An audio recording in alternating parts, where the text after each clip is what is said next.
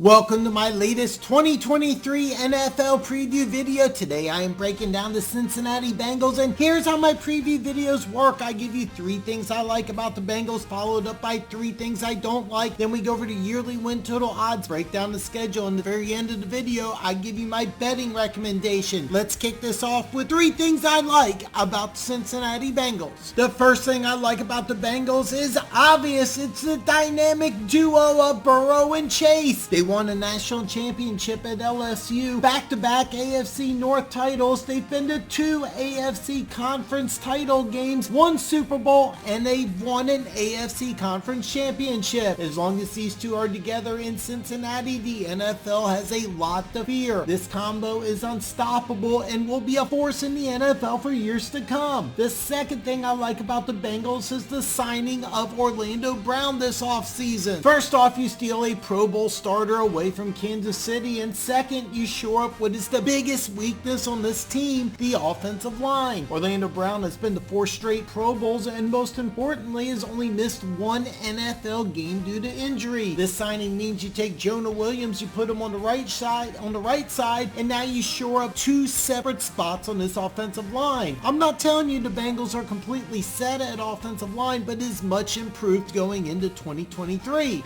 The third thing I like about the Bengals is their defense. I am a massive Lou Anarumo fan, and I'm not sure how he was looked over for a head coaching job in 2023, but it's a big plus for the Bengals. Since taking over as defensive coordinator in 2019, they have consistently improved every year. Last year, the Bengals were 6th in points allowed, but this defense shined the most in the playoffs. The Bills and Chiefs are the NFL's 2 highest scoring offenses, but in the playoffs, the Bengals held them to a combined 33 points. FYI, Kansas City put up 38 in the Super Bowl 2 weeks later. This defense added some of my favorite players in the draft. Myles Murphy will contribute immediately as a pass rusher and might take over as a starter in 2024 or even later this year. DJ Turner, the Bengals' 2nd round pick, had the fastest 40 time at the combine, running a 4.26. He will contribute on special teams right away and help in the secondary immediately, but he might not be a starter.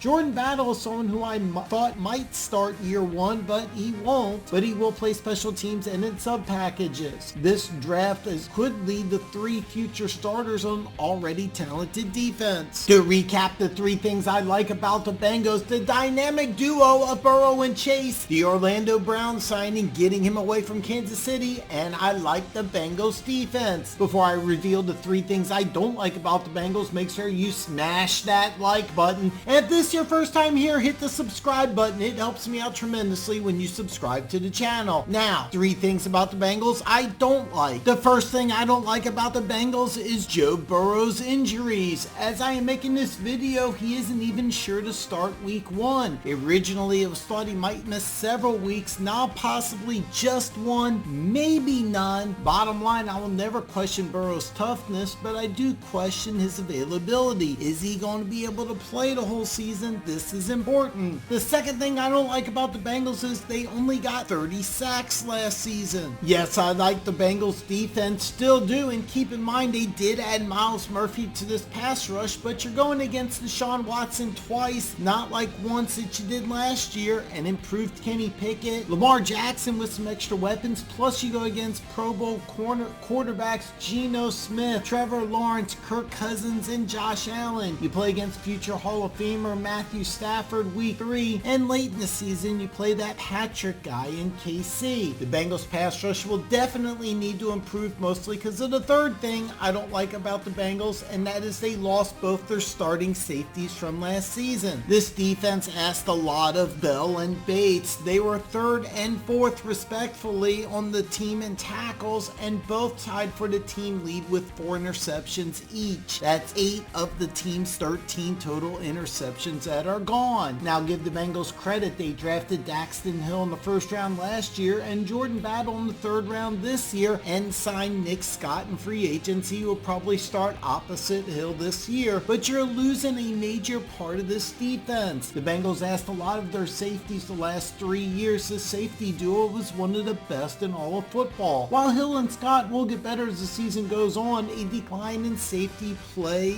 is expected, and it's going to happen. To recap the 3 things I I don't like about the Bengals: Joe Burrow's injury status, 30 sacks from last season, and 2 new safeties in the secondary. Now let's take a look at the yearly win total odds. DraftKings has over 10.5 wins at -130, while Barstool has over 11.5 wins at +125, and Caesars also has over 11.5 wins, but they have it at +110. If you don't understand what this means, check out my tutorial video on yearly win total odds. Now let's look at the schedule and then come back to these numbers. While Burrow's injury worries me about these early games, last year the Bengals started 0-2, then went to 4-4, but finished the season with 8 straight wins. So even if they lose some games early, I'm not really worried. The bye week 7 is perfect because it gives Burrow a chance to fully recover from that preseason injury. The first 2 games of the season are going to be a challenge, but after that you got 2 home games weeks 3 and 6 and 2 very winnable road games. I could easily see the Bengals approaching the bye at either 3-3 or 4-2. San Francisco plays on Monday night in Minnesota week 7, so a very nice week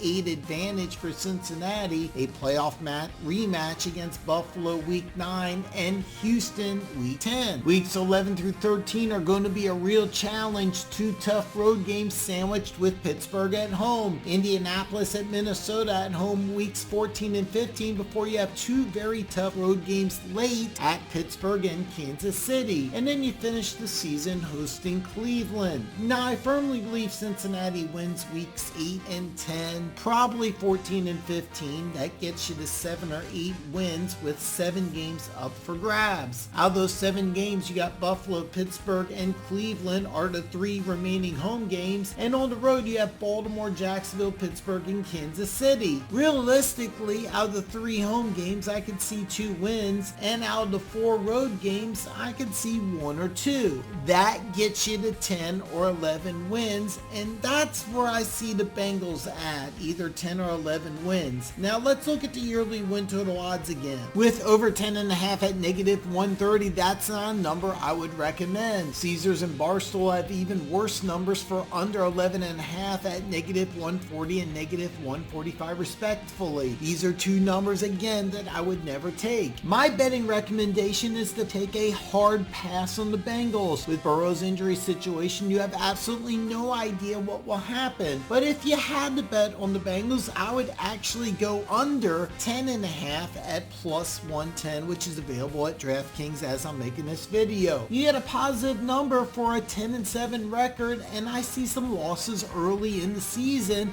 and late in the season, you have some really tough matchups against some really good teams. But keep in mind, the Bengals are a real damn good football team, so bet on the Bengals at your own peril. Just a reminder, I would not recommend betting on the Bengals, but if you do, I'd recommend the under. You can check out all 32 of my NFL previews on this playlist listed here, and tomorrow is the San Francisco 49ers breakdown. So I hope to see you back tomorrow.